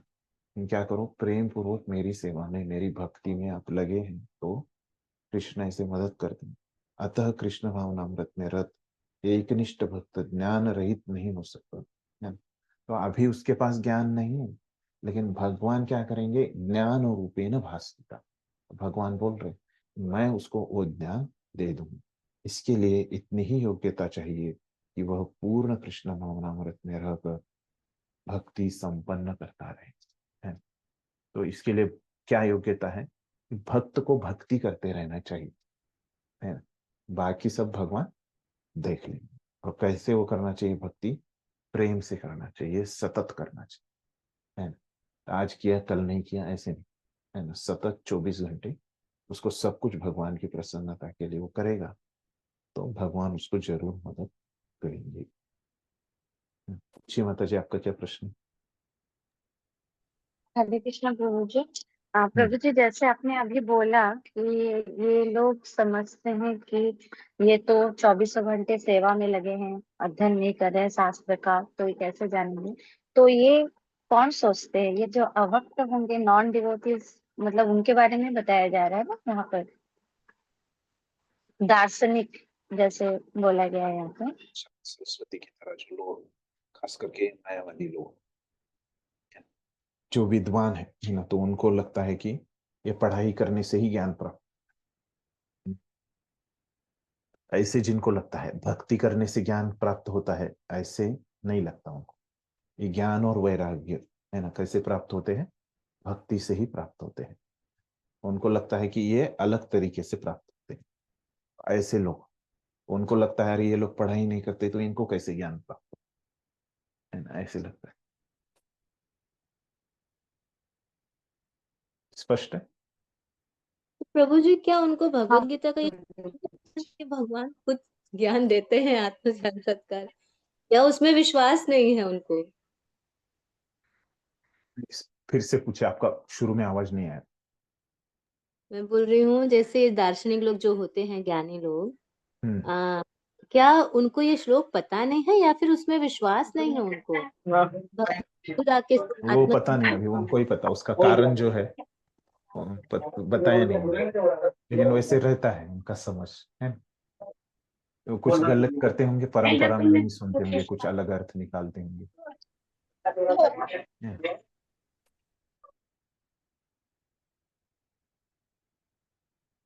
ऐसे करते हैं, हम देखते हैं ना, वो लीला आपने भी सुनी होगी बहुत बार, प्रकाशानंद सरस्वती की।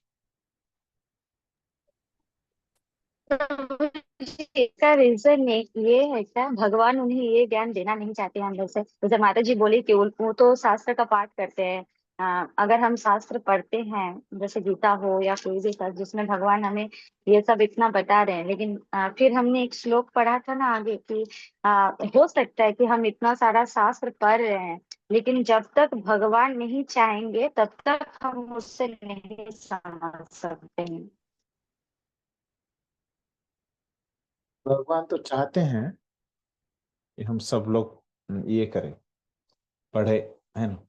तो इसीलिए तो उन्होंने दिए हैं ना शास्त्र। मतलब क्या है कि, लेकिन भगवान क्या करते हैं कि अयोग्य व्यक्ति को भी, जैसे जो स्कूल कॉलेज रहते हैं, है ना, इसमें तो वो किसके लिए बनाए जाते हैं कि सब लोग वहां पे पढ़ाई करें, है ना?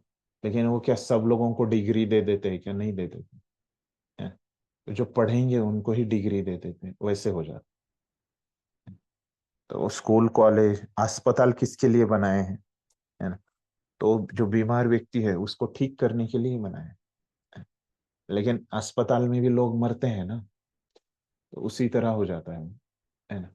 ये जो लोग उसका पालन नहीं करेंगे, है ना, या लोगों जो डॉक्टर ने कहा है दवाई टाइम पे नहीं लेंगे, तो ऐसे लोग तो मर ही जाएंगे।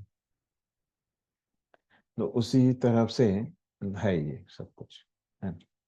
भगवान तो चाहते हैं कि सब लोग उनको प्राप्त हो, लेकिन जो लोग उनका सुनते ही नहीं तो फिर वो उसका लाभ नहीं ले पाते, ऐसे।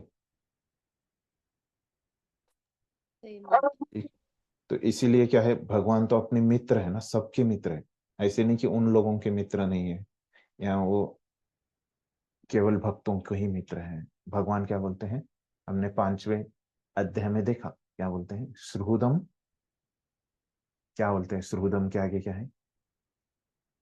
सर्व, सुहृदम सर्व भूतानाम, है ना? मतलब क्या है,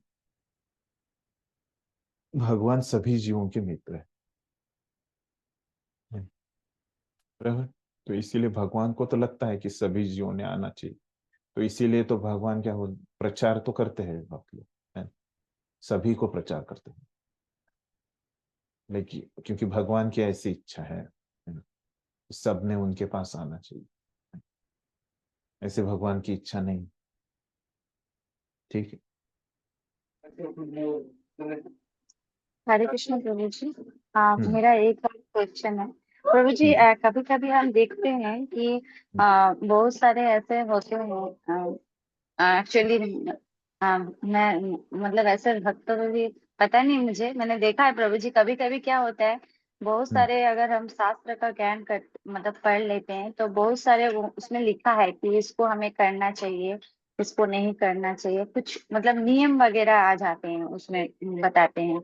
तो उसको एक्चुअली क्या होता है, जब हम उसको फॉलो करने जाते हैं ना, कुछ ऐसे स्ट्रिक्टनेस होते हैं बहुत किसी के अंदर, मैं देखी हूँ वो इतना मतलब भक्ति को तो भूल जाते हैं, उस नियम के अंदर वो इतना घुस जाते हैं, एब्सॉर्ब, बाप रे ऐसा करना है तो ऐसा करना ही है, मतलब तो उनको हम मतलब कैसे देख सकते हैं? एक्चुअली हमारे गृहस्थ में आएगा मैं आएगा विषय आगे। वो ओके। उसको नियमाग्रह बोलते हैं, है ना।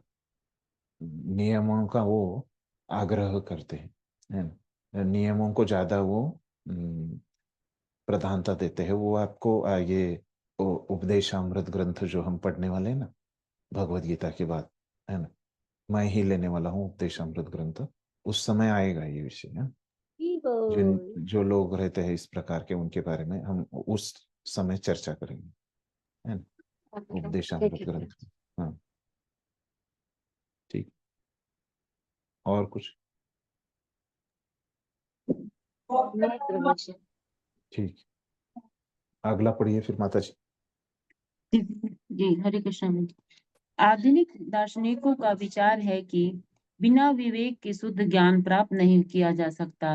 उनके लिए भगवान का उत्तर है, जो लोग शुद्ध भक्ति में रत हैं, भले ही वे पर्याप्त शिक्षित न हो तथा वैदिक नियमों से पूर्णतः अवगत न हो, किंतु भगवान उनकी सहायता करते ही हैं, जैसा कि इस श्लोक में बताया गया है। भगवान अर्जुन को बताते हैं कि मात्र चिंतन से परम सत्य भगवान को समझ पाना असंभव है, क्योंकि भगवान इतने महान है कि कोरे मानसिक प्रयास से उन्हें न तो जाना जा सकता है, न ही प्राप्त किया जा सकता है। भले ही कोई लाखों वर्षों तक चिंतन करता रहे, किंतु यदि भक्ति नहीं करता, यदि वह परम सत्य का प्रेमी नहीं है, तो उसे कभी भी कृष्ण या परम सत्य समझ में नहीं आएंगे। परम सत्य कृष्ण केवल भक्ति से प्रसन्न होते हैं और अपनी अचिंत्य शक्ति से वे शुद्ध भक्त के हृदय में स्वयं प्रकट हो सकते हैं। शुद्ध भक्त के हृदय में तो कृष्ण निरंतर रहते हैं और कृष्ण की उपस्थिति सूर्य के समान है, जिसके द्वारा अज्ञान का अंधकार तुरंत दूर हो जाता है। शुद्ध भक्त पर भगवान की यही विशेष कृपा है। रुक जाओ प्रभु जी। क्या बोल रहे हो इस परिच्छेद में? कि आधुनिक दार्शनिकों का विचार है ना। आधुनिक है ना, मतलब कौन से? जो परंपरा में नहीं है, अभी नए नए। आधुनिक मतलब क्या होता है? नया, है ना। तो ऐसे जो नए जो अभ्यास कर रहे हैं शास्त्रों के लोग, है ना, उनके मत में क्या, उनका विचार क्या रहता है कि बिना विवेक के शुद्ध ज्ञान प्राप्त नहीं किया जा सकता, है ना। विवेक मतलब क्या? कौन बताएंगे?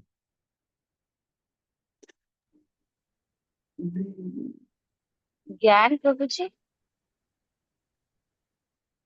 ज्ञान, लेकिन विशेष है विवेक थोड़ा सा, हरि है ना। तो बोल क्या? प्रभु। बुद्धि बुद्धि। हाँ, बुद्धि, है ना। बुद्धि हरे में भी क्या कृष्ण है? प्रभु। हाँ, बोलिए। विवेक मतलब ये बता सकना कि क्या सही है और क्या गलत है, वो विवेक बुद्धि होती हाँ, है। बराबर, एकदम बराबर बोला कि विवेक मतलब ऐसे बुद्धि है कि जो बुद्धि से हमको पता चलता है ना, कि क्या जी सही है, क्या करना चाहिए और क्या नहीं करना चाहिए, है ना।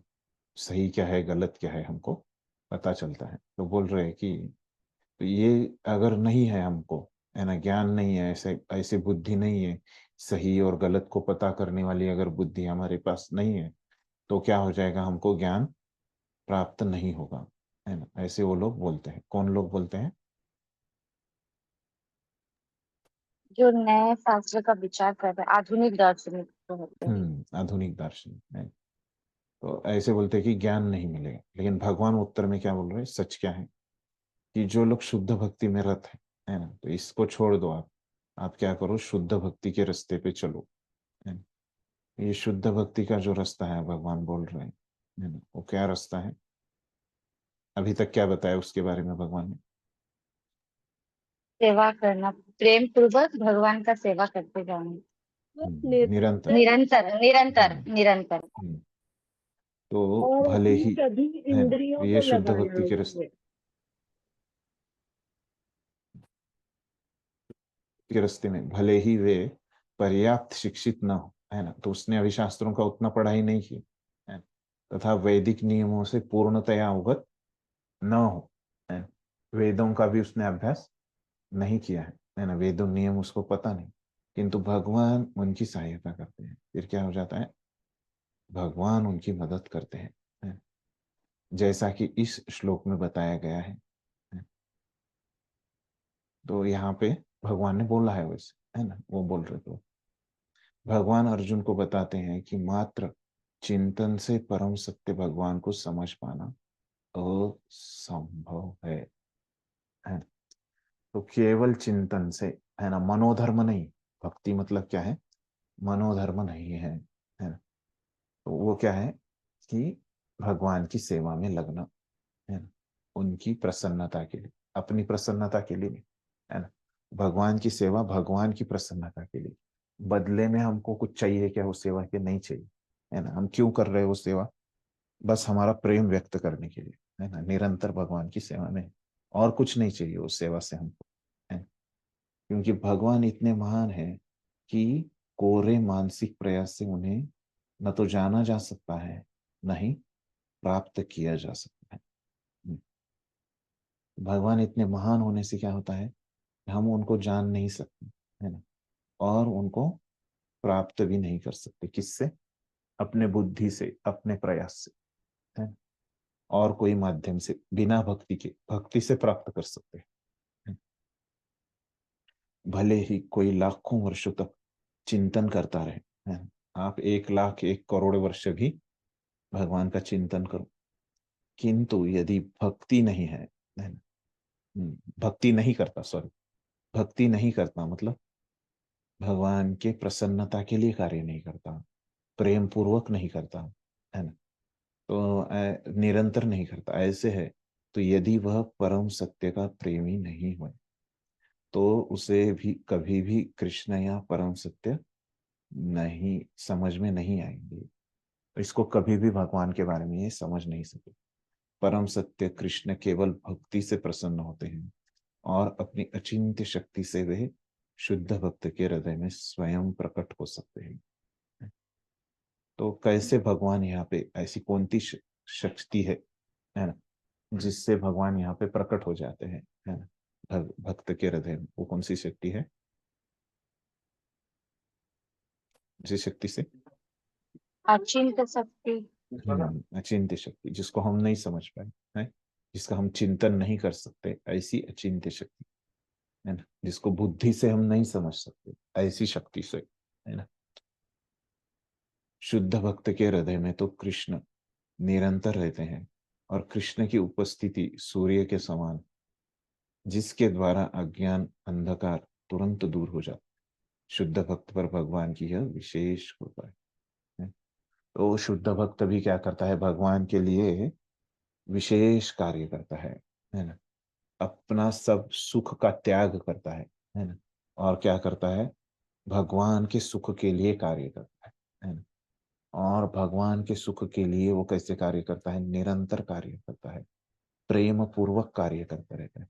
उसको कुछ सैलरी चाहिए नहीं रहती भगवान से, उसको कुछ सुख चाहिए नहीं रहता, है ना, उसको नहीं चाहिए रहता कि भगवान उसके हृदय का अंधकार दूर करे, है ना। ऐसे वो शुद्ध भक्त की अपेक्षा नहीं रहती कि मैं शुद्ध भक्ति करूंगा, है ना, और भगवान प्रसन्न हो जाएंगे और भगवान आएंगे, मेरे हृदय का अनर्थ दूर करेंगे, है ना, मुझे साक्षात्कार प्रदान करेंगे और अ, मेरे हृदय में ऐसे ज्ञान का दिया लगाएंगे, है ना। ऐसे वो शुद्ध भक्त को कुछ नहीं चाहिए रहता, है ना, वो बस भगवान का करते रहता है, भगवान आए नहीं आए, है ना, वो भक्ति करते रहता है ना। ये भगवान है कि उनकी तरफ से आते हैं, है ना। तो जैसे हमारे घर पे कुछ प्रोग्राम होता है ना, तो प्रोग्राम हम करते हैं, है ना, तो हमको कुछ खुशी होती रहती है ना, इसीलिए हम प्रोग्राम करते हैं। And उसमें लोग क्या करते हैं, कुछ गिफ्ट भी दे देते हैं आके हमको। क्या हम गिफ्ट लेने के लिए प्रोग्राम करते हैं क्या, नहीं करते हैं। वो तो प्रोग्राम एक आनंद व्यक्त करने के लिए प्रोग्राम करते हैं। तो वैसे अगर वो प्रोग्राम होगा, मतलब वैसे अगर वो भक्त होगा, है ना, वो कुछ ज्ञान प्राप्त करने के लिए, अज्ञान को दूर करने के लिए नहीं करता भगवान की भक्ति। उसका एक ही उद्देश्य होता है कि भगवान की प्रसन्नता, तो भगवान को खुश करने के लिए वो व्यक्ति कार्य करता है ना। और वो भक्ति में उसी के लिए लगता है ना, प्रेम पूर्वक और निरंतर ऐसे ही वो करते रहता है। लेकिन भगवान की तरफ से वो ऐसे कर रहे हैं, भगवान भक्त की ऐसे अपेक्षा नहीं रहती। अगर उसकी कुछ अपेक्षा है तो फिर वो वो शुद्ध भक्ति नहीं है ना। तो इसीलिए शुद्ध भक्ति की व्याख्या में बोला जाता है कि अन्याभिलाषिता शून्य, है ना। तो उसमें क्या है कि उसको केवल भगवान को प्रसन्न करने की इच्छा है ना। और अन्याभिलाषिता बोला है वहां पे, और शरीर के और आत्मा को वो साथ में रखने की उसको इच्छा रहती है ना। और वो भी क्यों रहती है, क्योंकि वो भगवान को प्रसन्न कर सके, है ना, इसलिए, है ना, और कुछ इच्छा नहीं रही, है ना। वो शरीर और आत्मा को एक साथ रह सके, है ना, और भगवान को प्रसन्न कर सके, ऐसी दो ही इच्छा रहती है है। उसमें भी महत्वपूर्ण क्या रहती है, भगवान को प्रसन्न करने की इच्छा रहती है। अभी वो भगवान को प्रसन्न करना है तो शरीर चाहिए ना, शरीर और आत्मा एकत्र चाहिए, इसलिए वो भी इच्छा रहती है उस, है ना। लेकिन मुख्य इच्छा क्या रहती है, भगवान को प्रसन्न करना। ऐसे वो शुद्ध भक्ति की व्याख्या में बताया है। अगर वैसे नहीं है तो वो शुद्ध भक्ति नहीं है। ठीक है, अगला पढ़िए। म्यूट पे है शायद। जी जी गुरु जी। करोड़ों जन्मों के भौतिक संसर्ग के कलमश के कारण मनुष्य का हृदय भौतिकता के मल से आच्छादित हो जाता है। किंतु जब मनुष्य भक्ति में लगता है और निरंतर हरे कृष्ण का जप करता है तो यह मल तुरंत दूर हो जाता है और उसे शुद्ध ज्ञान प्राप्त होता है। परम लक्ष्य विष्णु को इसी जप तथा भक्ति से प्राप्त किया जा सकता है, अन्य किसी प्रकार के मनोधर्म या तर्क द्वारा नहीं। शुद्ध भक्त जीवन की भौतिक आवश्यकताओं के लिए चिंता नहीं करता, न तो उसे कोई और चिंता करने की आवश्यकता है, क्योंकि हृदय से अंधकार हट जाने पर भक्त की प्रेमा भक्ति से प्रसन्न होकर भगवान स्वतः सब कुछ प्रदान करते हैं। यही भगवत गीता का उपदेश सार है। भगवत गीता के अध्ययन से मनुष्य भगवान के शरणागत होकर शुद्ध भक्ति में लग जाता है। जैसे ही भगवान अपने ऊपर भार ले लेते हैं, मनुष्य सारे भौतिक प्रयासों से मुक्त हो जाता है। हरे कृष्ण। धन्यवाद। अभी क्या बोल रहे प्रभुपद आगे, कि करोड़ों जन्मों के भौतिक संसर्ग के कलमश के कारण मनुष्य का हृदय भौतिकता के मल से आच्छादित हो जाता है ना? तो अभी हमको प्रश्न आएगा, है ना, तो हम क्या है, भगवान के अंश है ना, है कि नहीं। तो भगवान कैसे हैं, शुद्ध है ना? तो अगर हम भगवान के अंश हैं तो हम तो शुद्ध होने चाहिए ना। ये अंधकार, ये मल हमारे अंदर आया कैसे, ये गंदगी, है ना, ये अनर्थ हमारे अंदर आए कैसे, ऐसे हमको लगेगा। तो उसका उत्तर दे रहे हैं प्रभुपाद यहाँ पे।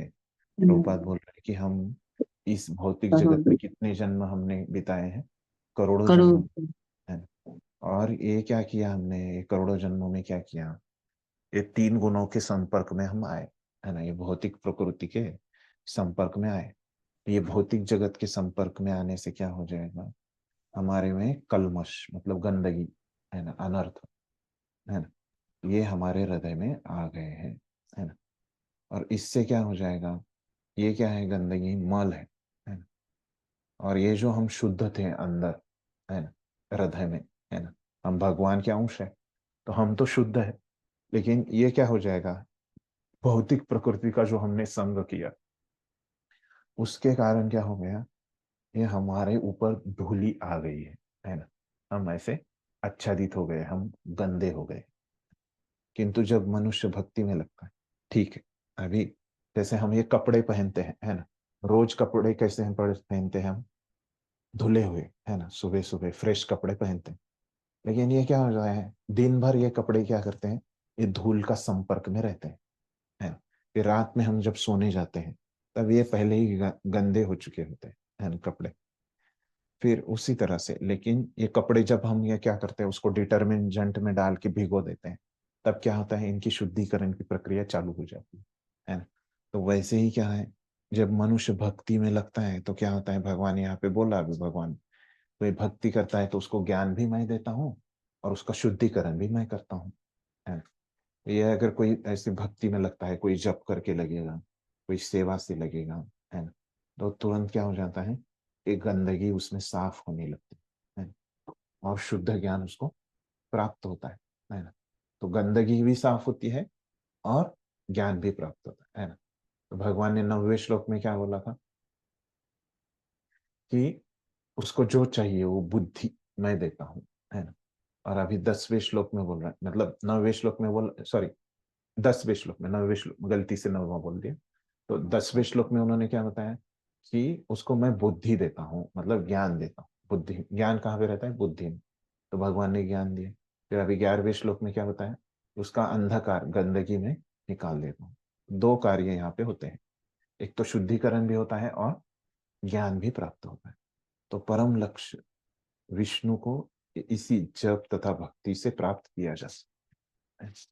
तो भगवान को अगर प्राप्त करना है तो हमको भक्ति से प्राप्त कर सकते हैं। कैसे? भक्ति में भी निरंतर भक्ति से और प्रेम पूर्वक भक्ति से ही भगवान प्राप्त होंगे, अन्य किसी प्रकार के मनोधर्म या तर्क द्वारा नहीं, है। अन्य किसी चीज से प्राप्त नहीं। शुद्ध भक्ति जीवन की भौतिक आवश्यकता के लिए चिंता नहीं करता है। सॉरी, शुद्ध भक्त, है ना, वो और किसी चीज की उनको चिंता इच्छा नहीं होती, है ना। अगर है उनको चिंता इच्छा तो वो शुद्ध भक्त नहीं है ना। न तो उसे कोई चिंता करने की आवश्यकता है ना? तो शुद्ध भक्त को ऐसे कुछ जरूरत नहीं होती और वो करता भी नहीं, है ना। क्योंकि हृदय से अंधकार हट जाने पर, क्योंकि क्या होता है, उनके हृदय से वो भगवान हटा देते हैं अंधकार और शुद्ध भी कर देते हैं। प्रेमा भक्ति से प्रसन्न होकर भगवान स्वतः सब कुछ प्रदान करते हैं। उसको कुछ करना नहीं होता, भगवान उसको सब देते हैं। यही भगवत गीता का उपदेश सार है।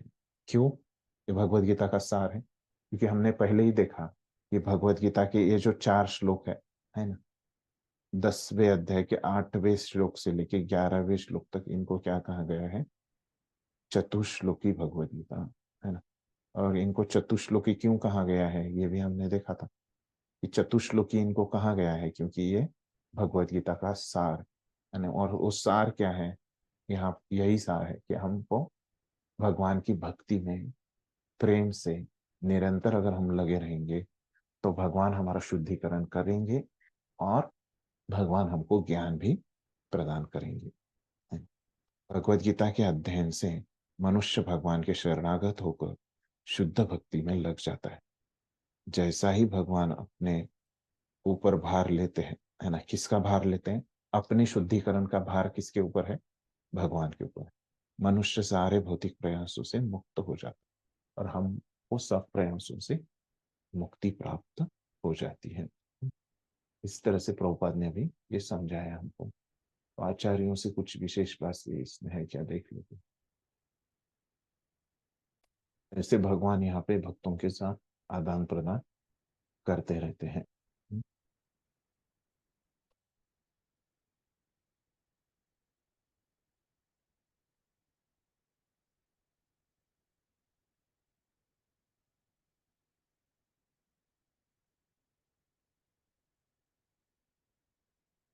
भगवान खुद भक्तों के लिए प्रयास करते हैं,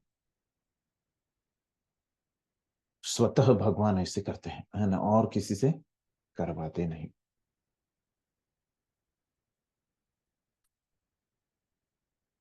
और अभी हमारे मन में जो इच्छाएं रहती हैं, है ना, तो अभी हम उतने शुद्ध भक्त नहीं है ना। तो अभी हमारे मन में हमको क्या चाहिए? कृष्ण भी चाहिए और क्या चाहिए? उसके साथ साथ इस दुनिया के भी वस्तुएं हमको चाहिए। ऐसी हमारी अवस्था है। लेकिन हम भक्ति को करते रहेंगे तो अभी हमारी वैसी अवस्था क्यों है? ये अज्ञान के कारण है ना। अभी वो श्रद्धा है ना, उतना हमारा हृदय शुद्ध नहीं है। लेकिन हम भक्ति करते रहेंगे तो क्या हो जाएगा? भगवान वो शुद्धिकरण हमारा कर देंगे और हमको वो ज्ञान भी प्रदान करेंगे, है ना। तो जिस के द्वारा क्या हो जाएगा? इस दुनिया की चीजों को हम छोड़ देंगे, है ना। फिर एक दिन हम केवल भगवान के ऊपर ही आश्रित रहेंगे, है ना। इस प्रकार से आचार्यों ने बोला है। ठीक, तो यहाँ पे हमारा ये चतुश्लोकी भगवत गीता का अभ्यास पूरा हो जाता है। तो आज के लिए हम यहाँ पे ही रुकते हैं, 2 मिनट बचे हैं लेकिन रुक जाते हैं यहाँ पे, है ना।